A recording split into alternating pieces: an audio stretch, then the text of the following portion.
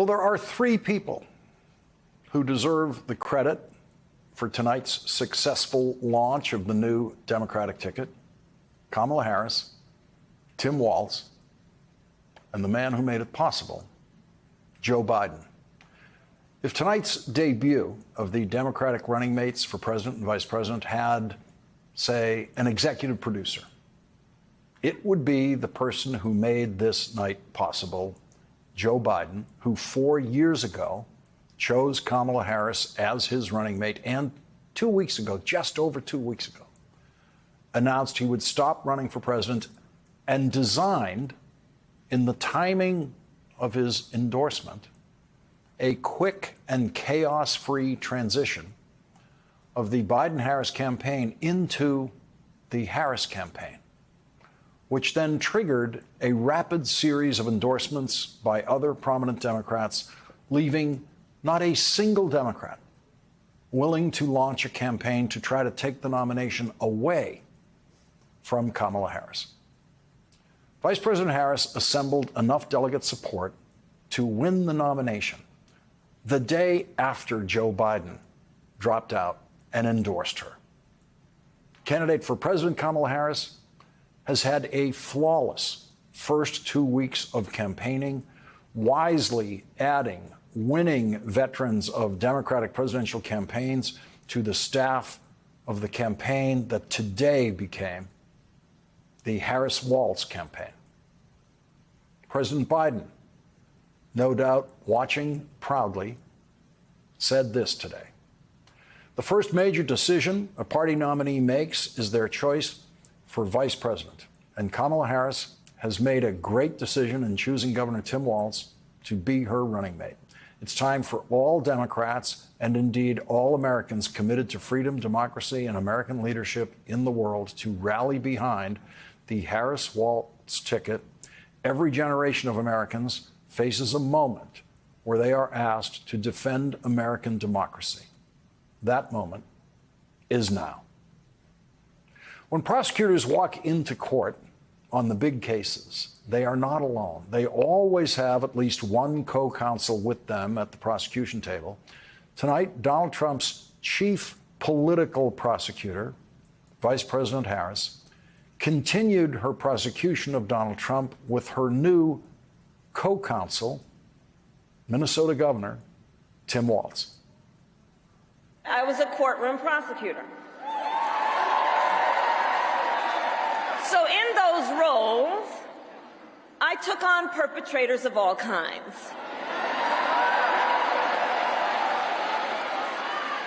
Predators who abused women. Fraudsters who scammed consumers. Cheaters who broke the rules for their own gain. So hear me when I say,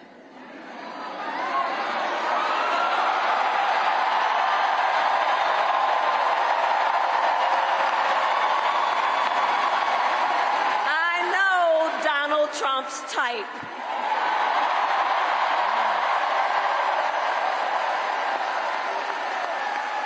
Make no mistake, violent crime was up under Donald Trump.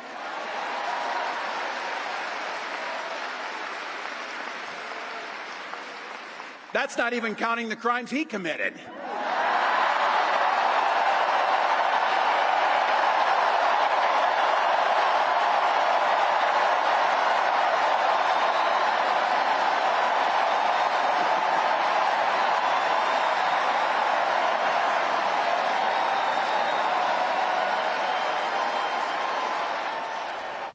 When Donald Trump watched that tonight, he knew he was up against another new candidate who he could not handle. Donald Trump has already been lost trying to figure out how to campaign against Kamala Harris.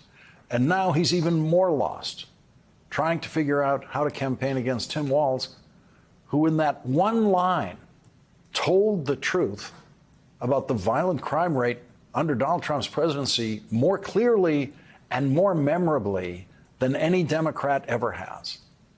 In a similar burst of clarity, Tim Walz blasted through decades and decades of political rhetoric about abortion when he said this. Some of us are old enough to remember when it was Republicans who were talking about freedom.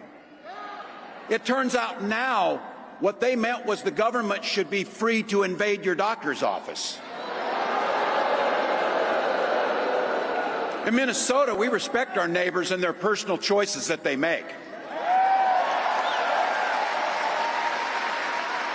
Even if we wouldn't make the same choice for ourselves, there's a golden rule. Mind your own damn business.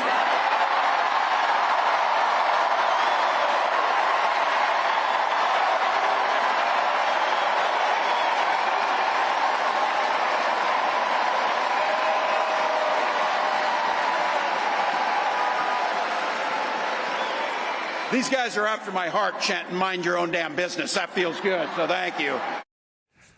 Mind your own damn business. That is nothing less than the single best political message the Democrats have ever delivered about abortion and reproductive freedom. This is the first presidential election since Donald Trump's Supreme Court justices revoked a constitutional right for the first time, the right of women to control their own bodies, including the right to control their own bodies after they are raped. Donald Trump's Supreme Court justices said that 10-year-old girls raped by family members cannot be protected in any way by federal law. The Constitution does not care about them, according to Donald Trump's Supreme Court. And in the very first presidential campaign since Donald Trump's Supreme Court justices did that, Tim Walz is saying to Donald Trump and his Republican judges, mind your own damn business. And polling shows that the mind your own damn business position commands a large majority of American voters. Next year, if Democrats control the House, the Senate, and the White House, they will be legislating a bill with all of the protections for women of Roe versus Wade. And in the debates on the House floor and the Senate floor, you will hear repeatedly the Democratic position described more simply than ever in the words, mind your own damn business. We now have a presidential and vice presidential team of running mates who are the best possible spokespeople in the history of the Democratic Party for the mind your own damn business position. And we have had two vice presidents from Minnesota, both Democrats, Walter Mondale, serving with President Jimmy Carter, and Hubert Humphrey, the first vice president from Minnesota, serving with President Lyndon Johnson. It was Hubert Humphrey who, on the campaign trail, took on the nickname the Happy Warrior. Tonight, there is a new Happy Warrior from Minnesota running for vice president. Donald Trump's not fighting for you or your family. He never sat at that kitchen table like the one I grew up at, wondering how we were going to pay the bills. He sat at his country club up in Mar-a-Lago, wondering how he can cut taxes for his rich friends. And I got to tell you, his running mate shares his dangerous and backward agenda for this country.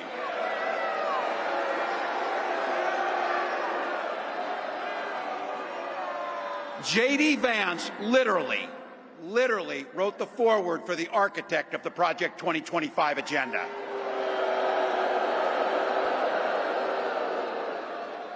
Like all regular people I grew up with in the heartland, J.D. studied at Yale, had his career funded by Silicon Valley billionaires, and then wrote a bestseller trashing that community. Come on!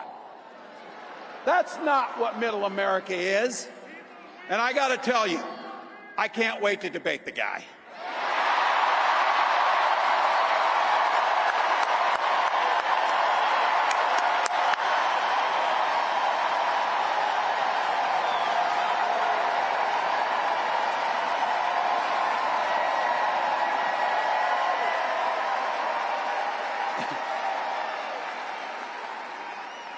That is, if he's willing to get off the couch and show up. So, you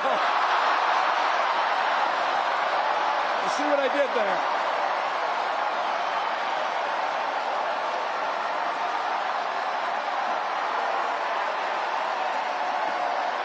Look.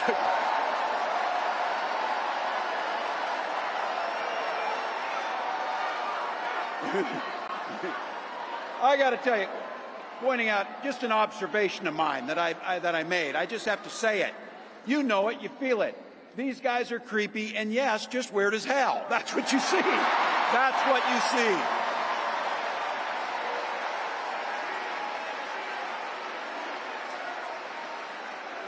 So you know what's out there, so say it with me.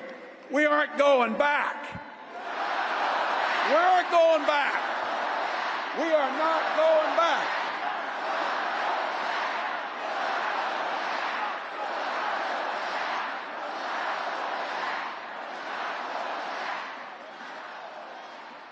So we got 91 days. My God, that's easy. We'll sleep when we're dead.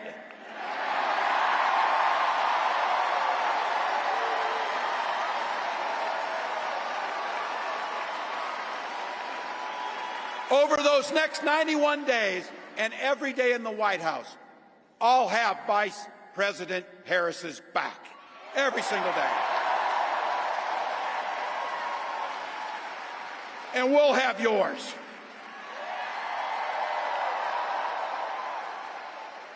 You know how this works. We can't do it alone. We need you, each and every one of you.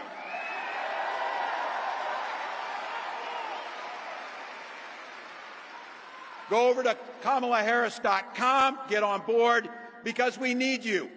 Freedom to make our own choices. This leader, this compassionate, careful, joyous leader believes in each and every one of you.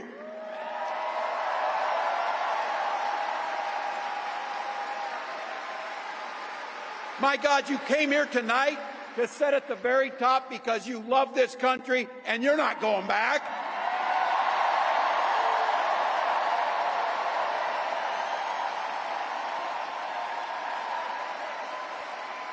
She believes in the opportunity for every single person to join the middle class. She believes in the promise of America. We just got to fight. We just got to fight. Because as soon-to-be President Harris says, when we fight, we win.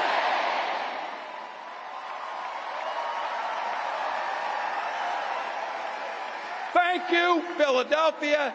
Thank you, Vice President. God bless America.